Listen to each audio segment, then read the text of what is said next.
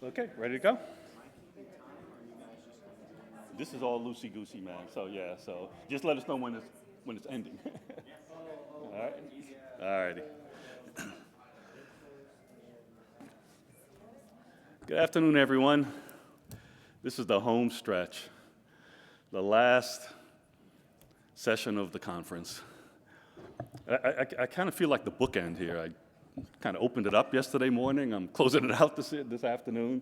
But we've got a wonderful panel here. And where's Bob Wyman? Someone call Bob and tell him he needs to be in this room. Welcome to this last panel, the Power of GRECS. So we've heard for the last 2 days and going on tours and seeing the wonders and beauty of geothermal and storage and all these wonderful things. We just heard about third-party ownership, but the key now is how do we pay for all this stuff? It still is really expensive, and Geothermal Renewable Energy Credits is one of the tools and mechanisms that's being utilized to start to finance a lot of these larger projects, and even not so large projects as Dandelion we'll talk about. So we're pleased to have and fortunate to have this panel, and in no particular order, just the way it's lined up on my on the slides here. We have Kelcy Kline from Carbon Solutions. Actually, she's going to lead us off. Oh, actually, this isn't the lineup that I wanted to do. So we're going to start off with Kelcy. Then we're going to have Ryan Dougherty from GeoExchange Organization, Maggie McCarey from Dandelion, and Jason Cullum from Ground Loop and H&AC, Maryland. So Kelcy's going to lead off with sort of a broad overview of GRECs, because she's a lobbying firm. Each of them will again, give you their names, but also the company and what they do. And this is sort of I'm going to call it free-for-all. This is an open discussion. There are no presentations, so no one's going to come up to them. I'm going to literally stand here for the next hour and hear them talk. And it's going to be open discussion. But we want it to be interactive. So you may be running around crazy with the mic, but we really wanted this to be interactive, engage with us as we have this open discussion, ask questions, give input, whatever it is that you feel you may need to do. Again, this is the last session. Nobody's going to complain because we're going home after this. So at any rate, we'll kick it off with Kelcy. I guess I should put your slide up, right? Do we have it? No, we don't. We do? That's it. Yep. That's it? Yeah. You're going to go to the next one. Okay. That's it? Hi, I'm Kelcy Kline with Carbon Solutions Group. We're a REC aggregator and a broker. We've been in the REC space since 2006 and started aggregation for solar in 2017 and then have expanded into geothermal with the opening of the Maryland market, which we'll talk more about, which occurred in 2023. So what we have here is a slide on the... You know what? Since it's your slide, why don't you come on up? I'll stand behind you. Is on how the process of RECs occurs. So what happens here is the house is installed, or the heat pump is installed at the house. Then what needs to happen is it needs to be certified and registered. There's 2 steps that generally happen there. First is it goes through an RPS certification. That's generally with a state, and that is certifying that that system is eligible to generate RECs. The next is that it gets registered with a REC tracking system. There's quite a few. They're all regional based on their interconnection grid. The one we're most prevalent in for geothermal is PJM GATS is the account holder there. So that registration happens. That's where the actual minting of the RECs and trading of the RECs occurs. And then what RECs, they can be sold to companies who have to purchase those to make claims for themselves. Other times it is the utilities that is purchasing that are considered mandated buyers, and that's where the RPS gets involved and is mandating what they need to be generating to offset like their normal energy usage. So what a REC is it's equal to 1 megawatt hour of energy. For geothermal, we do have to do a conversion process for that since it's not generating in megawatt hours. So there's different methodologies which we will talk through that each different RPS has established on the ways to calculate the quantity of RECs. So this is similar to that first slide that we already went through. So this is the process that it would go through. Once the system is commissioned, it would go through that RPS, make sure it meets eligibility, registered with that tracking system, and then RECs are minted and sold. So it is a transacted item. Determining RECs, there are, as I mentioned, quite a few different ways to determine the methodology, and that is usually set by the RPS. Typically, RECs are calculated by comparing the energy required to meet the building's heating and cooling, so we're looking at like a baseline, and then what that same methodology would be applied to once the geothermal system is installed, or what its assumptions would be to see how that is different from the replacement technology, or what it would be if it's a new construction, whatever that regional baseline would be. So some of the different calculation or the factors that we look at is the building characteristics, the square footage, the climate that it's in, the degree days for heating and cooling, and the insulation type, whatever the baseline system was, if that was fuel, oil, or propane, and then whatever the equipment efficiency is, so if it was 25-year-old HVAC unit or if it was propane or gas, like that all makes a big difference in that. Also, we look at the COP, EER and the capacity of the system, and then all of that gets baked down into a formula. I think that's where I'll probably pass it off to Ryan, talking about the different active states and all of their statuses. Thanks, Kelcy. Hello, everyone. Thanks for coming to the last panel of the day. I'm Ryan Dougherty with the Geothermal Exchange Organization, and I've taken something of a crash course in RECs over the last couple of years. It really started when I got solar panels on my house, and one of the reasons I did that was because where I live in Illinois, we have a very active and vibrant REC market, and the state is one of about 30 that have a renewable portfolio standard, where state lawmakers essentially said, we want our utility companies to get a certain amount of their generation from renewable resources, and those are going to increase over time. So Carbon Solutions Group did not aggregate my GRECs, but I chose to get a lump sum. So they looked at the value, like what my solar panels were going to produce over a 15-year period, and they said, the value of that energy you're going to generate in your little two-bedroom bungalow in Springfield, Illinois, here's 15 years worth of the value. And I got a check for almost $9,000 for just a 7-kilowatt array. Pretty compelling as a homeowner. My solar panels, which I installed just 3 years ago, I'm going to be cash flow positive on those in like a couple years. It's really been a great value proposition. And we've thought, you know, this has been kicking around for a while in the geothermal space. Why can't we be treated as a renewable technology? We are renewable in essence, right? It's limitless, free, thermal, renewable energy from the earth that we are collecting and delivering to buildings. And I have said that to people repeatedly over the years, and they're like, no, you're an energy efficiency technology. You're like a good refrigerator or a LED light bulb. We're putting you in the same bucket. And so that's like predominantly how geothermal has been treated when it comes to utility programs and utility incentives over the years. And because we've been trapped in that energy efficiency box, which is, there's some great utility programs out there, and I think Maggie's going to talk a little bit about the distinction between, you know, do we want to be EE or do we want to be renewable? I think moving into this new realm of being viewed by states and regulators and utilities as a renewable energy resource can be more beneficial and create bigger incentive paradigms that will really drive market adoption. So I'll touch briefly on what we did in Illinois, which was very much modeled on the pioneering work of Carbon Solutions Group and other key stakeholders like Jason's company and Dandelion in Maryland that they helped pass.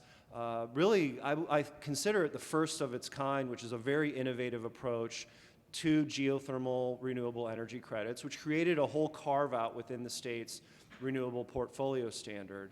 And as a result, you're seeing this big uptick in adoption because the incentives that I talked about, my solar system and getting a big chunk of money. If you put Geo in your home in Maryland, you can access those REC funds and either take the value over a period of years, or you can choose to aggregate it and take it in a lump sum form. Well, we thought, I live in Illinois. I worked in state government for years.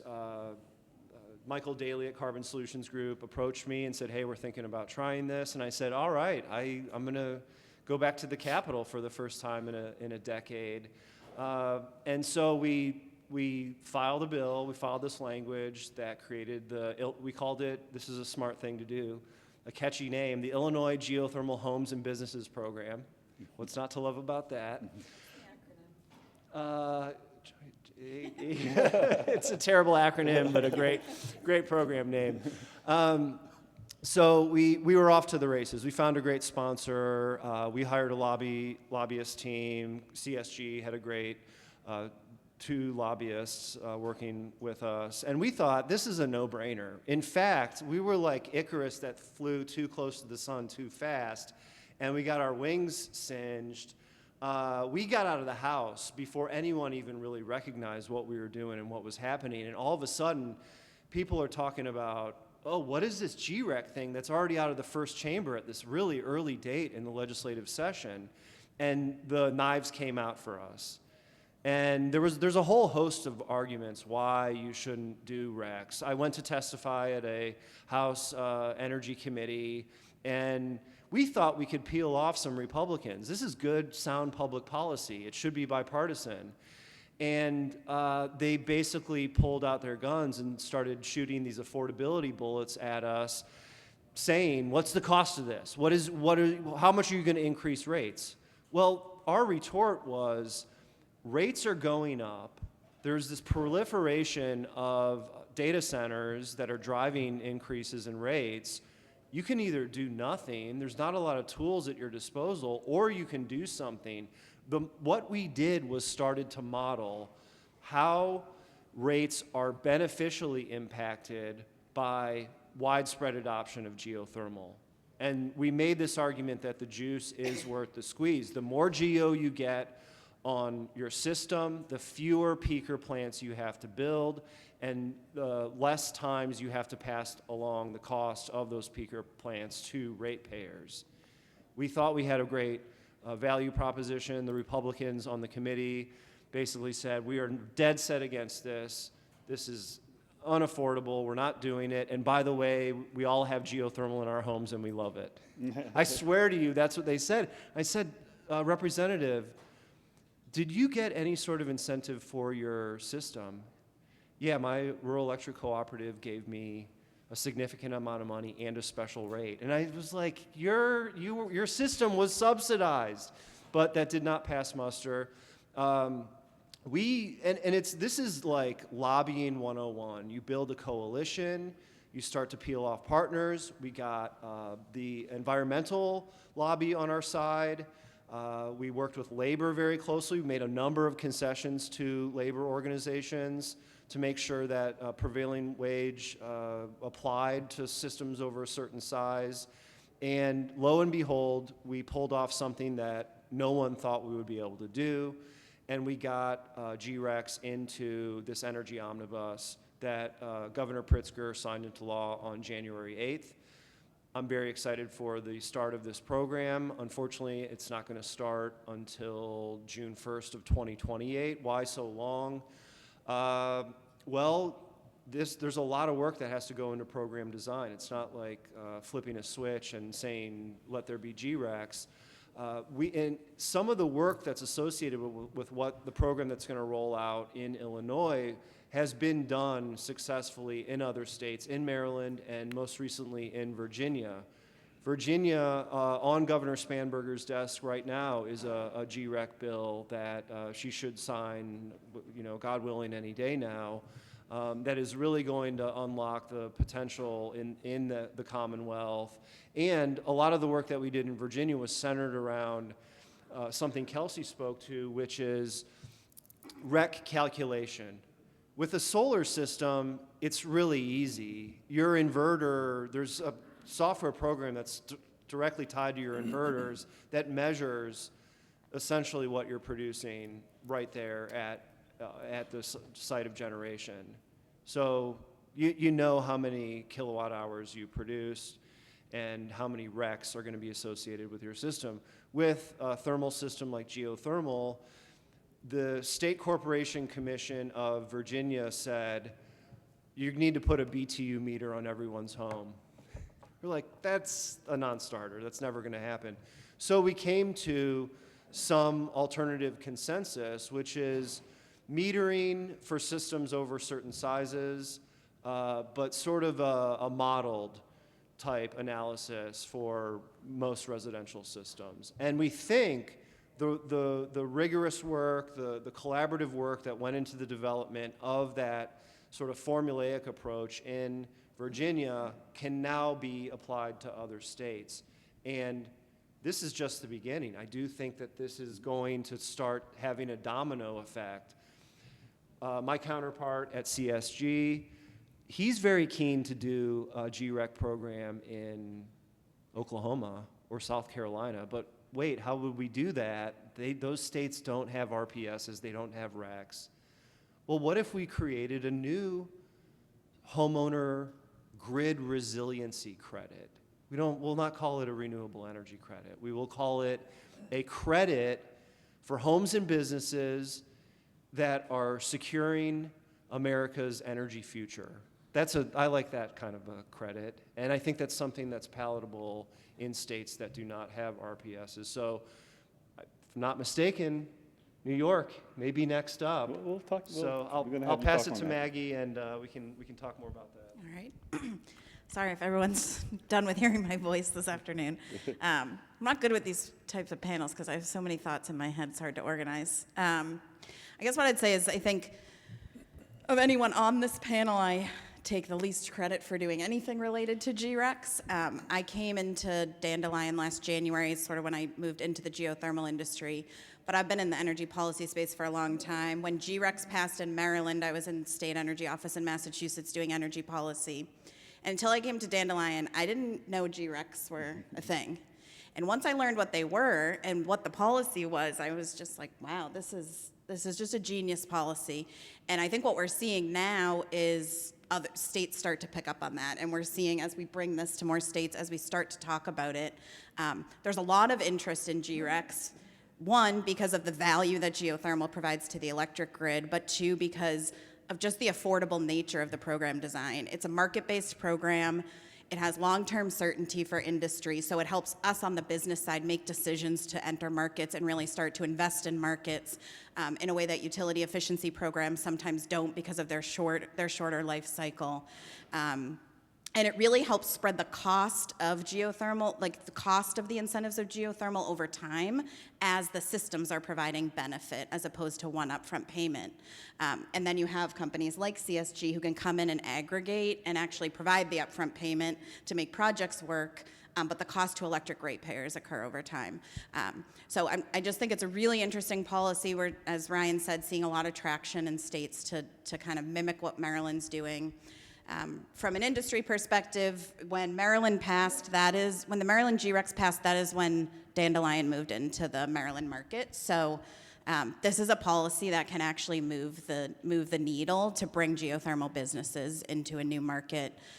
We were not focused on Maryland, and when this policy passed, we moved in. And the way Dandelion is utilizing GRECs is we're working with CSG right now, and we work with builders. There's many options for how you monetize the value of GRECs. You You can monetize that value over time. Generally, what we see builders prefer is to sign over the rights of the GRECs to an aggregator like CSG and take a lump sum payment that provides the value of those over time. And if you're in my last panel, I talked about how builder adoption of geothermal is a real hurdle because of the upfront cost to the builder and the fact that they're not the ones that benefit from the reduced costs. And so using a GREC aggregator to help reduce that upfront cost barrier for new construction for builders has been really effective in the Maryland market. And then the last thing I'll say, also sort of as a follow-on to the last panel, is GRECs are an amazing complementary policy to leasing and third-party ownership. It's a separate value stream. It's for the environmental attributes and the grid attributes of the system. They don't reduce tax basis. They're really a strong complementary policy as we roll out third-party ownership. And I know that I said that was the last thing, but one last thing is, while GRECs are really critical, I don't want to understate that, like, the importance of utility efficiency rebates. And the idea is not to move to GRECs everywhere and move away from utility efficiency rebates. The only reason we exist as a business in the states we work in are because of the utility rebates that are there that help offset the costs. But I think, as many of us in this room know, utility rebates programs aren't designed to value the full benefits that geothermal brings to the grid. And so bringing in another electric sector policy that really helps monetize the electric sector benefits of geothermal, in addition to the energy efficiency benefits, so that we really can start to scale and see that impact, is really important. And I think that's sort of where we see the future going. So I just want to be clear, both policies are really important. And I think each state's going to be a little bit different. But I'm excited to bring GRECs to more states. I'm Jason Cullum with Ground Loop Heating and Air Conditioning. We're a residential light commercial installer in the Mid-Atlantic and Maryland in particular. I also work with the Maryland Geothermal Association, and we did a lot of the original effort to get the GREC legislation passed a couple of years ago. I guess my perspective here is in sales. You know, the GREC is different, as Maggie said, than other incentives that are offered. The GREC allows for other tools to be used, like third-party ownership. Traditional incentives are not designed to go to a third party. Utility credit, a state grant, a tax credit, right? Not really practical for a third party to take advantage of those. A REC can be used in many different ways. It can go to a third party and help bring a lease payment down, for example. Utility credits, the initial structure of incentives, right? The tax credit, the state grant, the utility credit. Again, one of Maggie's good points are upfront and right in the beginning. And the idea that the GREC can, if you choose, happen over time also gives it a lot of resiliency, because again, her idea, not mine, the impact to ratepayers is spread out over time, and that is a huge point. Even in Maryland today, we're getting pushback right now in the legislature because of rate increases, and that's just a beautiful point that that's a problem GRECs doesn't have, because it's spread out over time. Great. Thank you for that setup. And I guess I'll state this from a New York-GEO board perspective, and then I'll have Kelcy chime in. And I'm on the policy committee, and I know Christine talked about this a little bit yesterday when she talked about the legislative agenda, but we are pursuing legislation for GRECs in New York State. We are in the process of getting a sponsor in the Senate and the Assembly, and we're also engaging with DPS. So I don't know, Kelcy, her firm is the lobbyist, so I don't know if there's anything you want to chime in on what's going on in New York. In New York, I think Or I anywhere, might or- let or- Ryan talk about that. But one of the things that I was going to talk through is, which I think all kind of skated by, was probably the value of GRECs. We talked about a little bit. There's different quantifications that can be made, but then what is actually getting paid for RECs, which is usually set by the RPS. But in a state like Maryland, currently it's $90 per REC. And the way that math works out is based on a system. I would say there's so many factors, but generally around like 7 RECs per ton is kind of a safe estimate. So if you're looking at a 5-ton system, which would be your general residential household, someone else do math because I'm bad at mental math, but 5 times 7, 35, thank you. And then times that out by 90 is 35 times? $3,150. So that's a little over $3,000 a year to the homeowner, minus some commissions there, of course. We're pretty moderate in our commissions at 5% there. But so yes, you are seeing like real value over time. Ryan also talked about like in solar, we also offer upfront payments, which a lot of solar owners take advantage of. In Illinois, it's such a fruitful system. That's about 30% of your system that you're getting back up front from the cost of your system. For geothermal, right now, like our offering is at the high end, $3,300 per ton. So that's something that they can take home as soon as their system's commissioned and has been registered and is active. So there's, again, just a good value there. If they're looking for RECs over time, they can collect those for 25 years or the useful life of the system. So you're talking a substantial amount of cost back in their pocket. But yeah, I'll turn it over to Ryan for New York. Yeah, so you may have some stuff to add about New York. As Donovan mentioned, you are looking for, you have a sponsor. We have. I just didn't want to say we have one. Right, okay. So I think the next step is to file the bill, to build, this is the same playbook you run federally or like we did in Illinois. It's coalition building. It is getting the environmental lobby, Renewable Heat Now, Mothers Out Front, all of the great groups that have worked side by side with NY-GEO for years to understand the objective and to sing to that hymnal. There has been a bit of a pivot, I think, and Jason, I think you touched on this slightly. We are moving away from sort of a decarb mindset where emissions are at the center of energy policy and decisions that are being made around building energy use. And why is that pivot happening? It's because affordability has taken over. And so that is going to be the biggest obstacle that NY-GEO faces as you try to steer this thing through the legislature. Just like the folks in Illinois said, what does this cost? Is it worth it? What can people expect to have to pay for you to subsidize other people's geothermal system? And I think what is going to be core and essential for the success of this legislative effort is to really prove out the grid value, that this is not just a giveaway or a subsidy for lucky individuals to get geo in their home.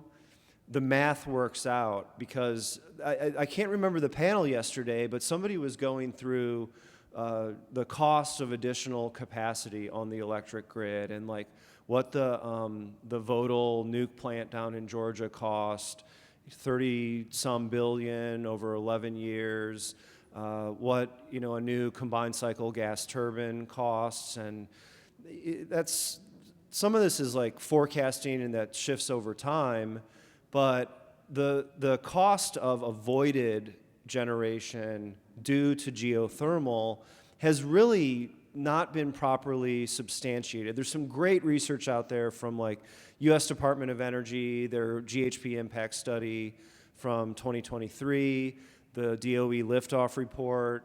And then their most recent GHP market report that National Lab of the Rockies put out touches on this a little bit.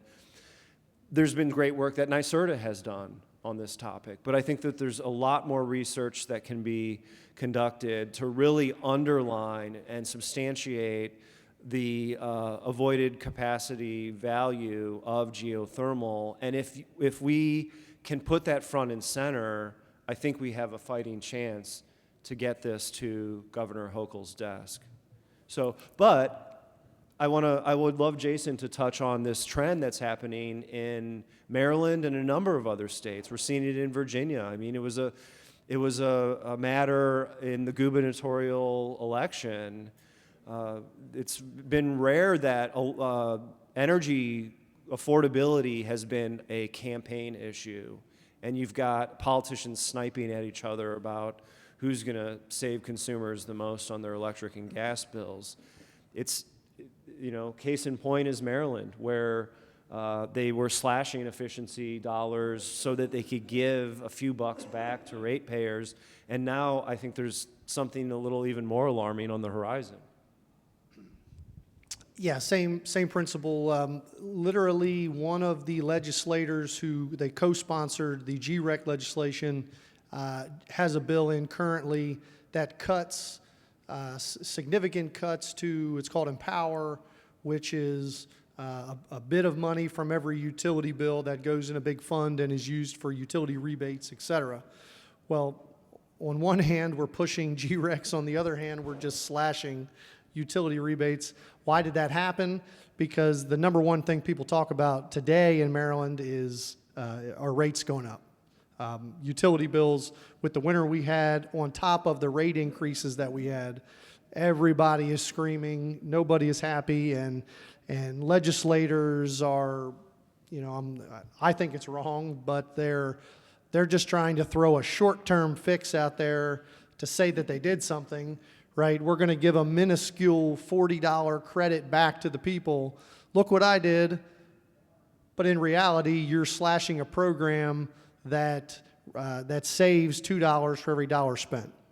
So I go back to Maggie's point. The fact that the GREC is spread out over time is invaluable, especially in today when everybody's fighting for utility prices. Yeah, I think I'd just say that, short-term relief versus long-term affordability for electric ratepayers are two different things. And I think GREX is just a policy that embraces affordability, it embraces grid stability, and it significantly reduces costs for ratepayers. And so it's a policy that really starts to value the true benefits that geothermal brings to the electric grid. And I think that's why we're seeing interest in New York for it. I do think more research can be done, but I think the research is there. We know the benefits of geothermal to electric ratepayers if it scales in New York, and GREX is a policy that can get us there quickly. And I want to reiterate a point Maggie made earlier about the coexistence of utility energy efficiency programs and the importance of those, along with this longer-term, more sustainable policy centered around GRECs. Energy efficiency dollars come and go. I mean, we in Illinois, I'm really excited because Ameren, the St. Louis-based investor-owned dual-fuel utility, finally, after years of urging and prodding and begging, they introduced a midstream incentive for residential customers in Illinois, and it's fairly substantial, and I think it's already having a market effect.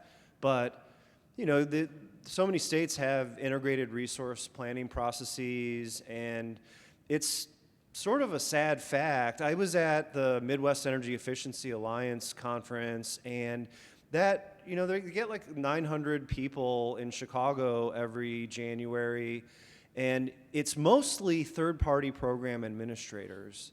And I said to somebody that worked at like Franklin Energy or DNV or one of them, I said, why don't the utilities just kind of do this in-house? Why do they need you to handle the program design and sort of the EM and V and all this stuff, and they said, never ask that question. Just shut up. Don't talk about that, because we have this very lucrative industry that has built up around utility programs. None of the major utilities run their own programs. It's all third parties that do it, and they charge a pretty penny and take a nice cut to deliver these programs to consumers. So I was at an EPRI, the Electric Power Research Institute, had an event last year in Savannah, Georgia, and I met this guy from the Tennessee Valley Authority. And I'd been reading about TVA having problems with grid, system dependability and reliability. And you've got TVA customers who are suffering from blackouts, brownouts, and reliability issues. And I said, we really ought to look at a good, strong geothermal program at TVA. Well, they were cooking something up, and they doubled their offering. And so but it was $2,500 a system, nothing to sniff at, but I thought probably should be more. I'm like $5,000 a ton is $6,000 a ton is where they really justifiably ought to be. So I said, Frank, thank you. This is awesome to see you guys boosted your rebate. Let's do some modeling. Let's get in there and look at the 2 million individuals that they have on heat pumps right now. And what if we started converting some of those to Geo? What does that look like? Let's do it. And I didn't hear anything. And then I'm talking to some people about the TVA incentive, and I send them to the website, the landing page for their program. This is just a few months after they doubled it. They cut it in half again. And I was beside myself. I said, Frank, what is going on? And he goes, oh yeah, DNV had the contract, and on their way out the door, their contract was expired. On the way out the door, they basically just said, get rid of this thing. It's not worth it. And they had really done no analysis to justify that position. But that just goes to show you, it's really at the whim of some of these program administrators who don't have a real incentive to scrutinize and really flesh out the value proposition. I'm not trying to throw a lot of shade on these folks. They do important work, but it just goes to it's an illustrative anecdote about easy come, easy go when it comes to energy efficiency. But when you change the law and there's something in place that says this program is established pursuant to statute, that's what you bank on. And so I think that it's exciting what is happening in New York and what we're going to continue to drive towards in other states. So question, I guess, Ryan, Jason. And we're assuming that the GRECs only apply to heating and cooling. Can it be applied to power generation, deep geothermal?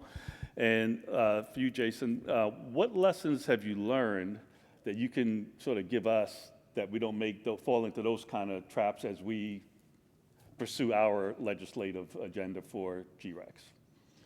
On the first question, at least in the laws I'm familiar with in Maryland, Virginia, and Illinois, the defined eligible technologies are exclusive to low-temp geothermal heating and cooling. I do believe there are multiple states that have provisions in place for geothermal power generation to receive RECs for whatever they're putting onto the system, but I think it's pretty distinct in its legislative or statutory treatment. Yeah, so there's different types of RECs in different areas. Tier 1 RECs, Tier 2, and then some Tier 1 RECs have a carve-out. So just to get to answer your first question, I'm not sure about electric generation. That may or may not fall under one of the other tiers of RECs. The geothermal that we do has a carve out in Maryland, and that's where the magic happens. Just having a REC itself is okay, but what you really need is something that drives the price of the REC. So in Maryland, we said X percentage of all of the energy you produce has to come from geothermal specifically, and if you don't meet that minimum, you have to pay the penalty.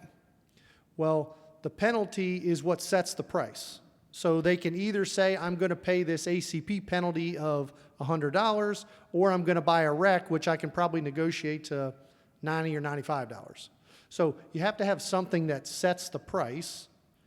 And it sounds like today we were talking about your state. It's not the same. I don't want to put words in your mouth, right? It doesn't work exactly the way Maryland does. Maryland has a penalty. The penalty sets the price, and that's where all the magic happens. If you don't, then I want to say, Kelcy, in Maryland, a traditional Tier 1 is about $25 or $30 compared to, say, $100 in Maryland. So big difference in price. That's a pitfall. If you're starting REC legislation, you need something that drives price. The other thing is, everybody in this room drinks the Kool-Aid. Everybody understands geothermal. We're all for it. And, well, who's going to push back against this legislation? There's always somebody that's going to push back for some reason. Always. It's never a free ride. In Maryland, the PSC was the first one that pushed back, and that came out of nowhere. We would never have thought this. And their reason was, we don't have the manpower for it. So Donovan brought this up. A good point is being interactive early, making sure they understand, getting their point of view on how long it's going to take to build up to what they need to handle it. That's a big hurdle. The other one is, again, in Maryland, there's lots of different tier or types of RECs. There's other technologies that qualify for RECs other than geo and solar and wind. Woody biomass, there a lot of non-traditional items that we don't think of that also qualify for some of these tiers.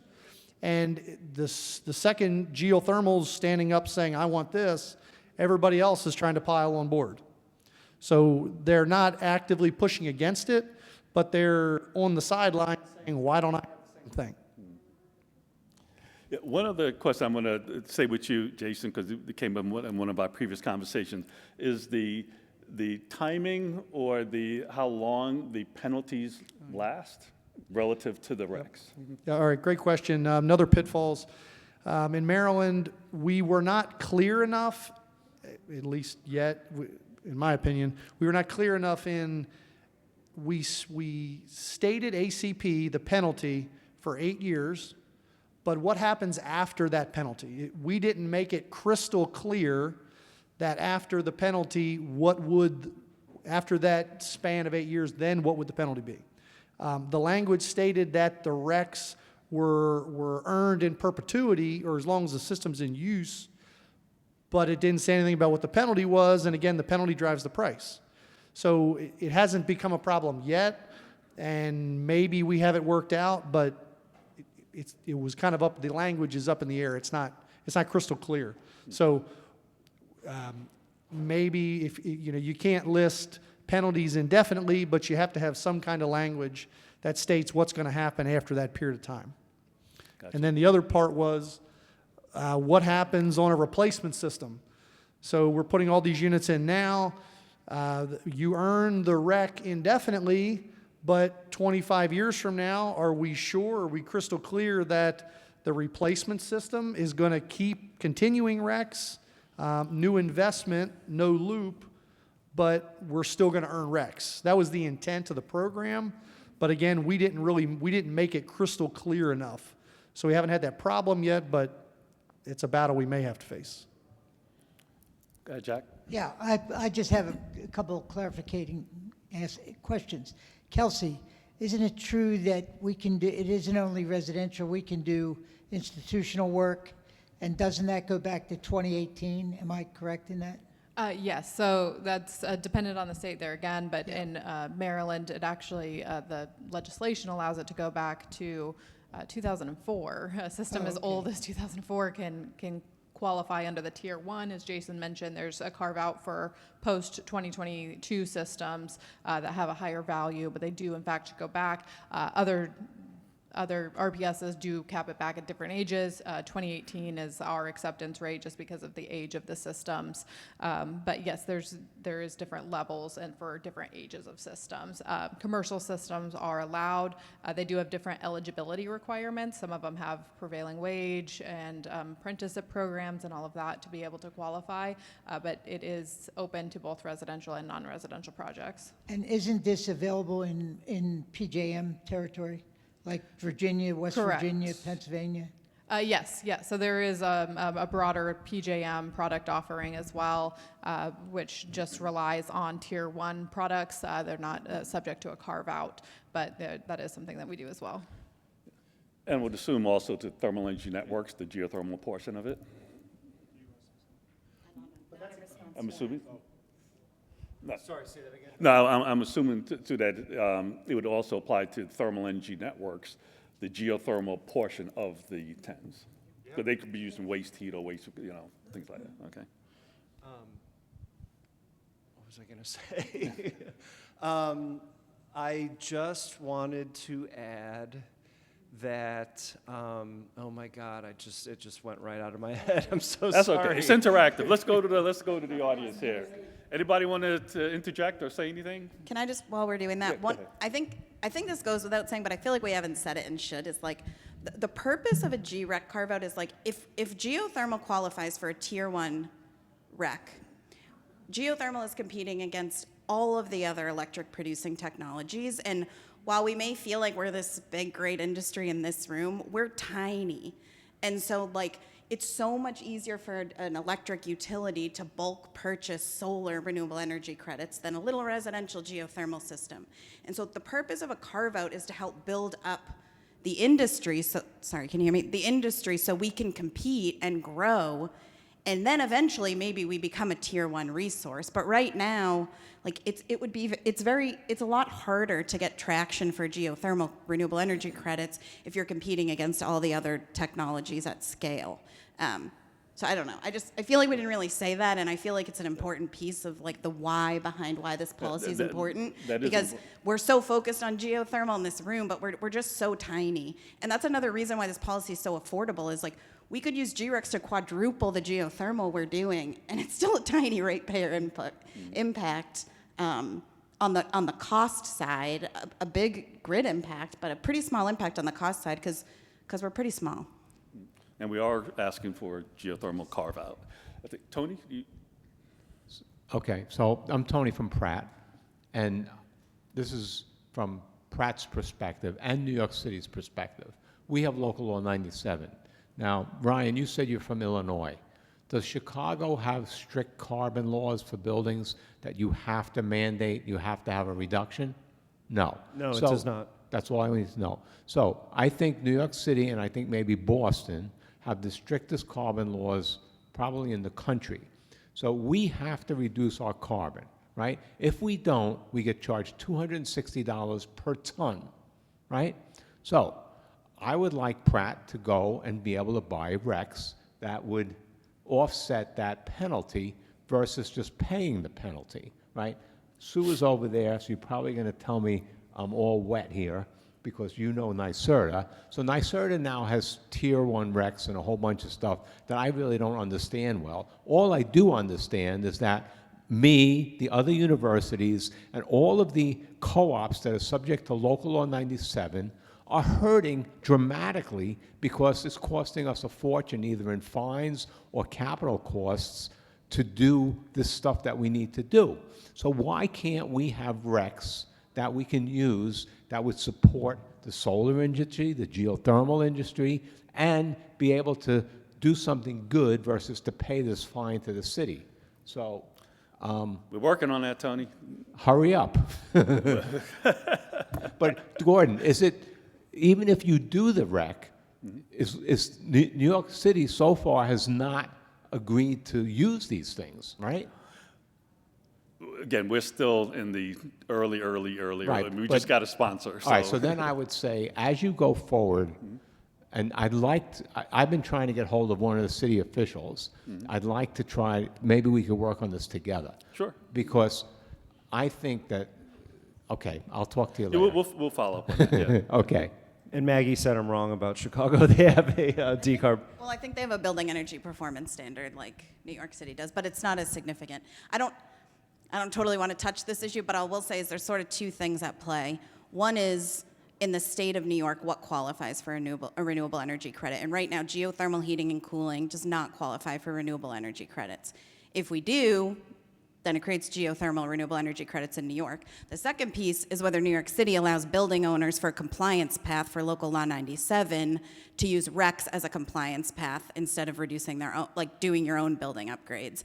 And I think I don't know exactly what local law 97 says on that, but once you have geothermal renewable energy credits as an option, if the city is allowing that, then geothermal becomes part of that mix.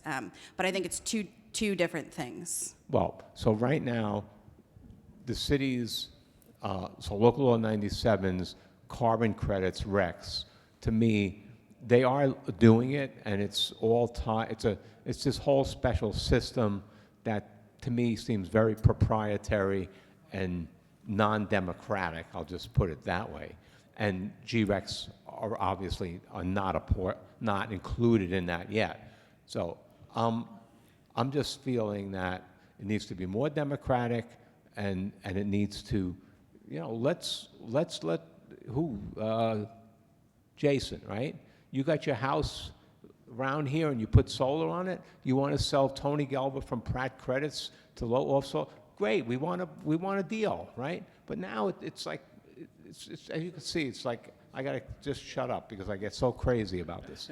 Well, so maybe a Kelcy question. I mean, that's exactly what happens with RECs, but not to carbon credits. I'm not familiar with the New York law, but it's exactly the same thing. Utilities are required. They have a requirement just like you do. You have a requirement for whatever it is, carbon. Utilities have a requirement in Maryland that X percent of their total use has to be geo. They're using those credits to satisfy that because they can't put enough solar panels on the roof physically. It's exactly the same principle.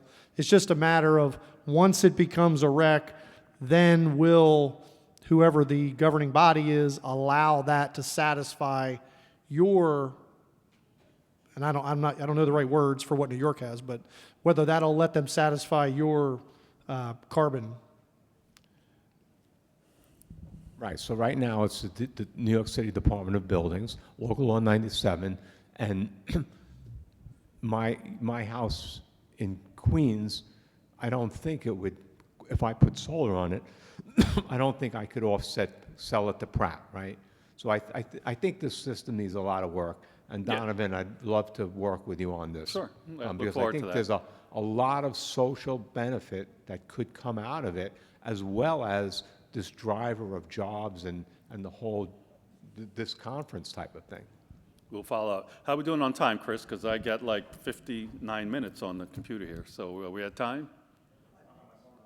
All right. Well, any other, you have something else, Tony? Oh, we have one over here, Chris.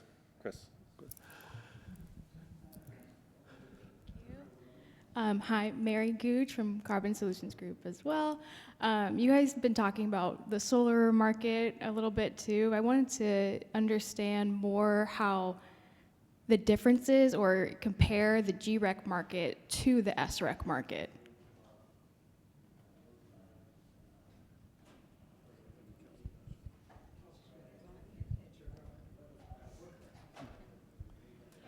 Yeah, so there again, it depends on market specifics there, but we'll again take a look at Maryland since they do have both programs established. So a solar REC in Maryland goes for around $60 per REC. As I mentioned earlier, the value of the GREC is currently $90, so there is a premium for geothermal RECs over solar RECs currently. A geothermal system also does create more RECs than a solar system does. Typically, if we're looking at a typical household, like Ryan's house, it's a 7 kilowatt system, he's probably generating, around 9 RECs per year.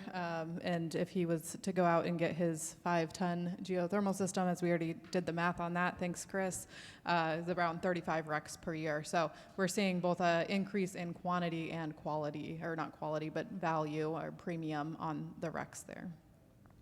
Thank you. Tony, Jack, since you're right there. No, Chris, we got Jack here, so give you a short walk, then Tony, then we'll wrap. It's just one question.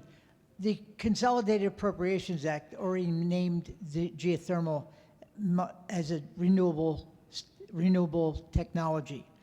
What is the issue with gee whiz? Is it renewable or not if it's already counted as renewable by the feds? I have cited that federal statute many times, and I mean, you're trying to convince different jurisdictions, stakeholders that they should treat it that way. So I think the more that we build up these programs, the more it'll become kind of a default application. Okay. I remember what I was going to say earlier. Kelcy was talking about how currently somebody in Chicago can get a GREC, even though the Illinois program does not start until June 1st, 2028. They can get money from Carbon Solutions Group right now for their GEO system that they installed years ago in Chicago. How is that possible? Well, it's a reflection of the PJM service territory, which stretches from the East Coast across all the way through northern Illinois. And aggregators are able to take that system and move it across the independent system operator and have it apply in a jurisdiction like Maryland or District of Columbia where there is appetite and a market for those RECs.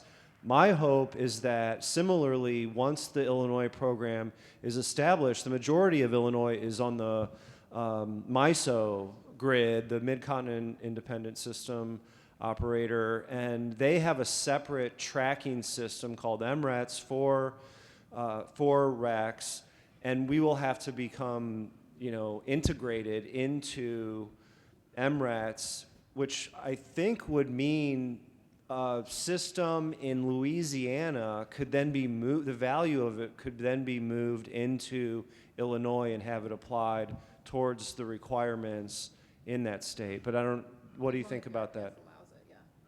Okay, so wishful thinking for the future. We will see how that plays out. Okay. Go ahead, Tony.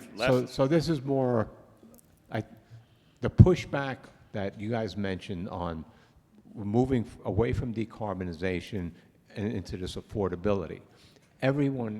Almost everyone is so angry at the price of electricity, now natural gas, but that's a little bit different. So and I don't expect anyone to answer this question, but I think one of you said that, the legislators, the Republican legislators, just are like, stop to all this stuff. You take a ride upstate, I have a little property, and I talk to my farmer neighbors. They want to shoot me just because I'm from downstate to start, right? And they assume that I'm promoting all this stuff. But the pushback is real because the price, at Pratt, we're paying almost, like 30 cents a kilowatt hour now, right?